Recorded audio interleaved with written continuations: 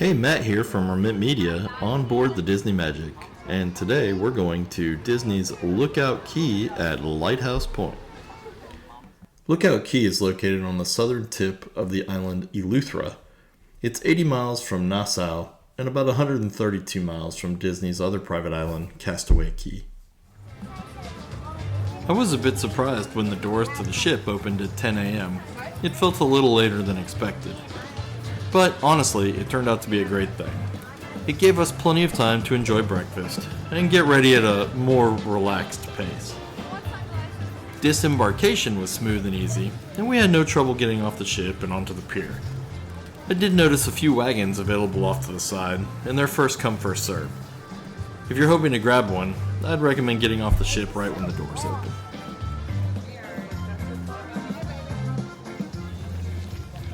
I'd heard several people talk about the long walk, and figured it couldn't be that bad. But it's just as long as people said. It keeps going, and going, and going. All in all, it took about 15 minutes to get from the ship to the Mabrika Cove area. If you're carrying a lot of gear, like I was with my family's snorkeling equipment, it definitely makes the walk feel even longer. On the plus side, there's music playing along the way, water stations to keep you refreshed, and the pier offers some fantastic photo opportunities of the ship,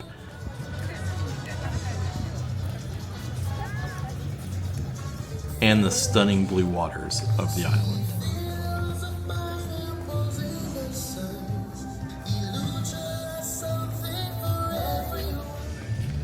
Once you arrive on land at Mabrika Cove, there's a small reception area where they hand out refreshing cold towels.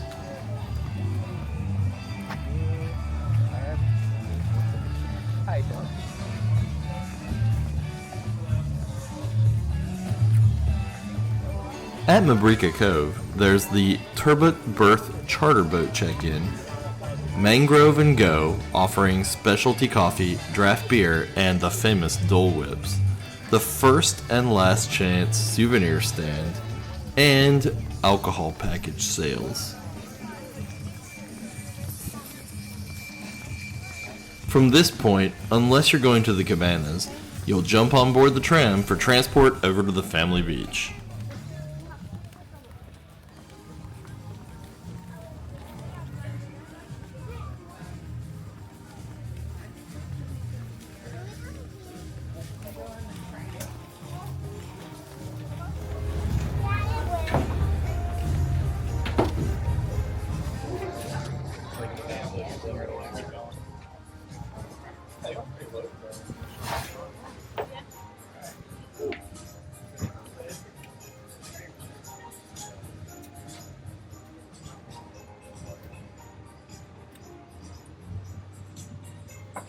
Mabrika, my friends. A very pleasant good day to you all.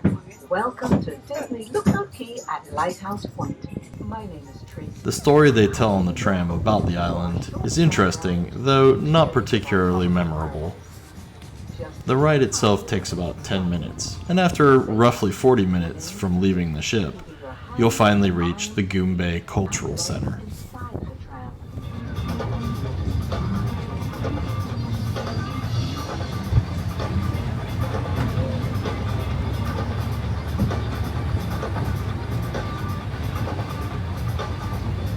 The Goombay Cultural Center is designed to celebrate Bahamian culture, especially the vibrant spirit of the Junkanoo Festival, with its bright colors and festive music.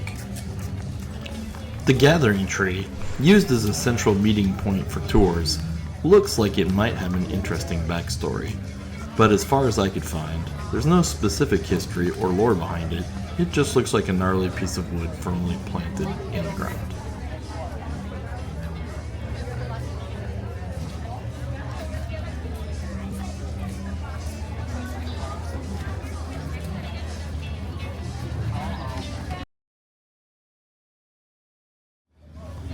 Disney Tings is the first of 3 shopping spots on the island, which offer exclusive Lookout Cay merchandise you can only find here.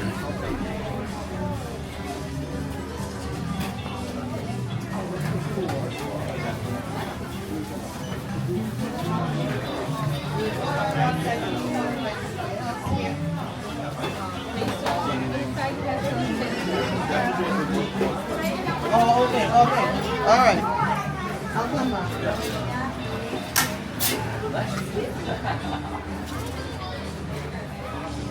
Next up is Treasures of Eleuthera, which offers artwork, handicrafts, clothing, and souvenirs created by local Bahamian artists and entrepreneurs, often with a touch of Disney.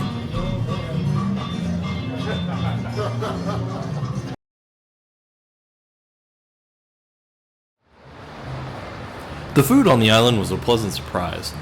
There were 3 dining options: True Barbecue, True 2 Barbecue, and Serenity Bay Barbecue, which is in the adults only area.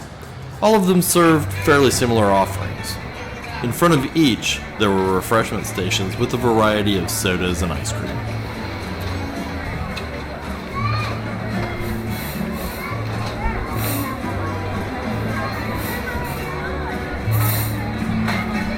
On the day of my visit, the food included the typical American fare, like hot dogs, hamburgers, ribs, spicy chicken sandwich, along with some Bahamian dishes like pigeon peas and rice with marinated chicken and several different types of fish. Thankfully, while the flies were still around, Disney seems to have solved a little bit of the fly problem that was an issue during some of the early visits.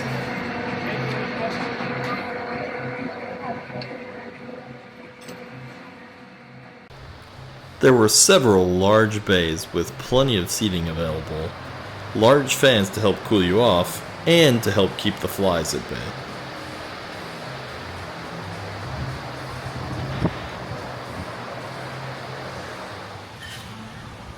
There are 4 bars placed strategically around the family beach in Serenity Bay.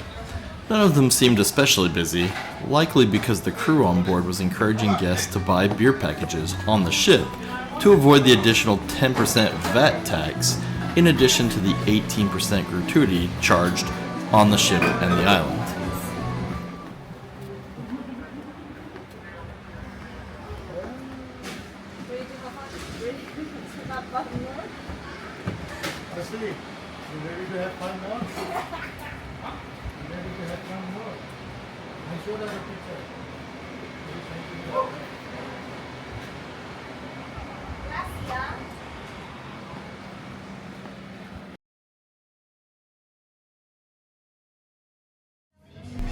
There's a host of activities at Lookout Cay.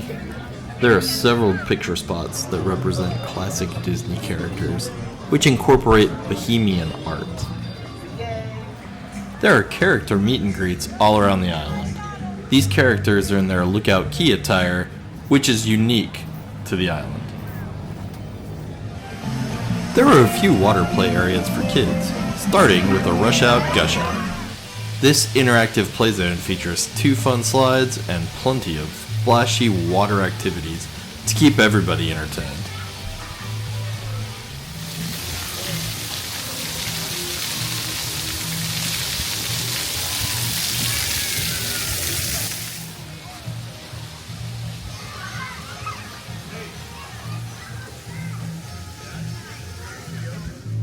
Sebastian's Cove is the kids club at Disney's Lookout Cay. It's a supervised youth activities area designed for children ages 3 to 10. Sebastian's Cove offers a variety of activities, similar to Scuttle's Cove at Castaway Cay. The main attraction here is a shaded splash pad inspired by Disney's The Little Mermaid.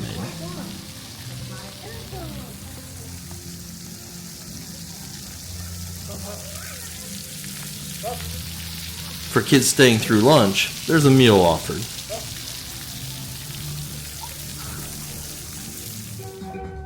The Play Pavilion offers a variety of family-friendly games, along with some fun character interactions. One of the highlights is the Beach Bash, where multiple characters entertain guests while Bahamian versions of classic Disney songs set the perfect island vibe.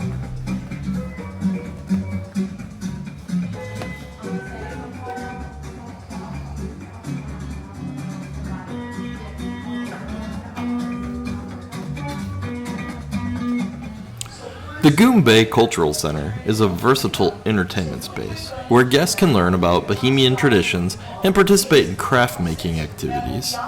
It's also the stage for the Junkanoo Rush Out, featuring a local Junkanoo group alongside some Disney characters for a lively cultural experience. And then we put the tricks, as we call, your trick is glitter form. Some of the other activities on the island include snorkeling, bike rentals, and hair braiding, though these come at an additional cost.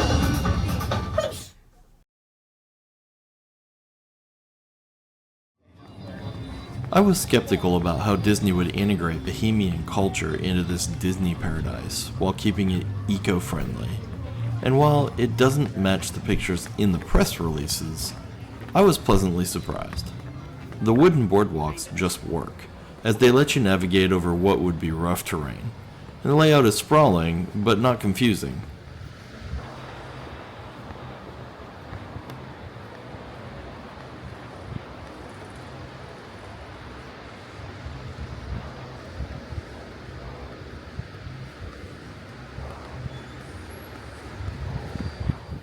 Though the facilities are relatively new, Disney managed to integrate existing plant life into its concept, so the area doesn't look so barren like many new constructions do.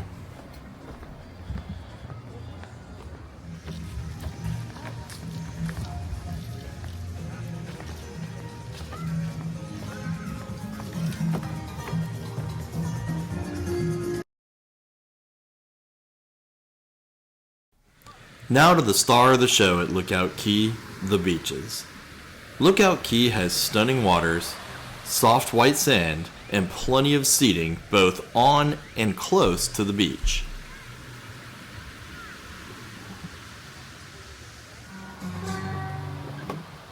On my visit, the South Family Beach, seen here, didn't have any chairs set up on the sand. I'm not sure if Disney uses this area when the larger ships are in port, but it made for a peaceful stroll along the beach without many people around.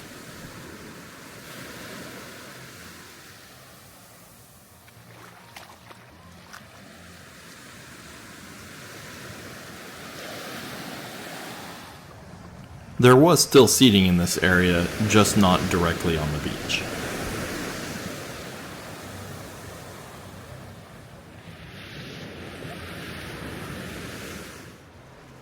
The main area of the family beach was buzzing with activity, and nearly all the beach chairs were taken.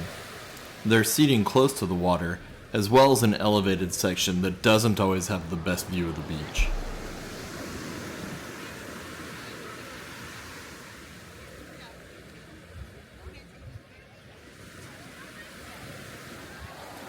The water definitely got a little more crowded as the day went on.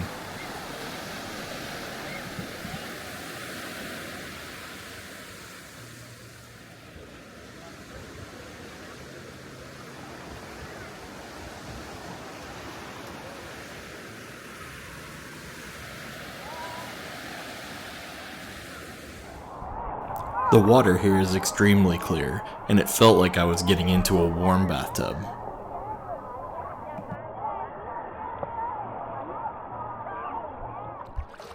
Underwater, it's mostly just sand, with the occasional fish passing by.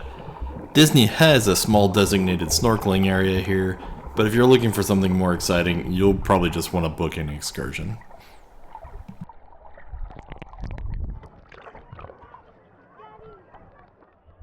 The beaches on Eleuthera are known for their ultrafine sand, which has a pinkish hue.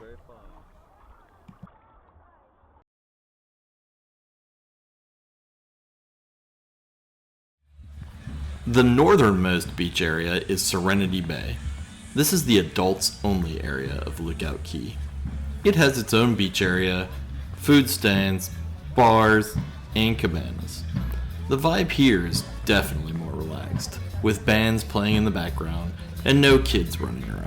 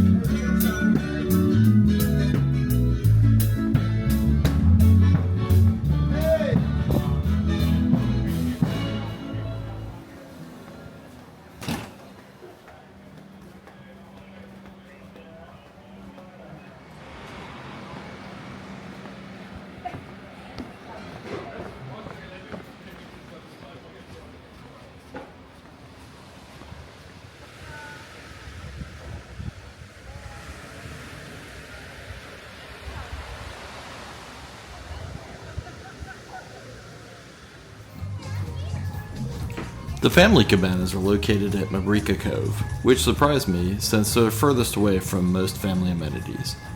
However, it's not too inconvenient because guests have access to golf cart transportation operated by cast members to and from the Goombay Cultural Center. All cabanas come with private beach loungers, a stocked mini fridge, and outlets for charging devices. Surprisingly, there's no AC though, just fans to keep things cool.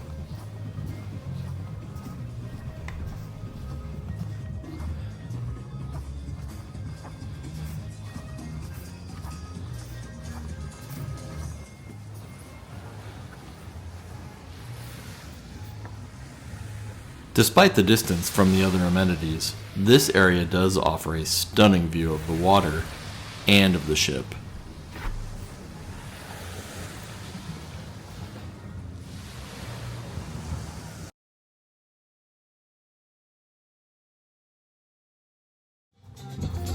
I'll start with a few drawbacks, and the most obvious is the walk to and from the pier.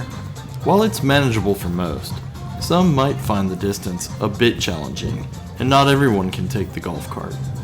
After you reach the end of the pier, there's still a tram ride to get you to the main beach area. It's not a huge issue, but it's good to be aware of and plan for. Next, while the water here is stunning, I wish Disney had added some underwater artifacts to discover, like character statues for snorkelers, similar to what they've done at Castaway Cay. Finally, I feel like the island could use just a bit more Disney magic. Beyond character meet and greets and a few photo spots, there's not much that sets it apart as Disney's private island. A few more subtle Disney touches would make it feel more immersive. Overall, my visit to Lookout Cay exceeded expectations. The resort is well designed once you reach the family beach, never felt crowded, has plenty of water play areas for kids, and provides ample space for adults to relax. The food and entertainment were great, and the beach and water are simply breathtaking. Compared to Disney's other island, Castaway Cay, I actually enjoyed Lookout Cay more. We arrived on the smallest ship in the fleet, yet the island felt ready to accommodate twice as many guests, which is something we struggled with on Castaway Cay. I'd definitely recommend a Disney cruise that includes Lookout Cay. It's well worth the visit. Thanks for joining me on this visit to Lookout Cay. I'd love to hear about your experiences and questions in the comments. See you next time.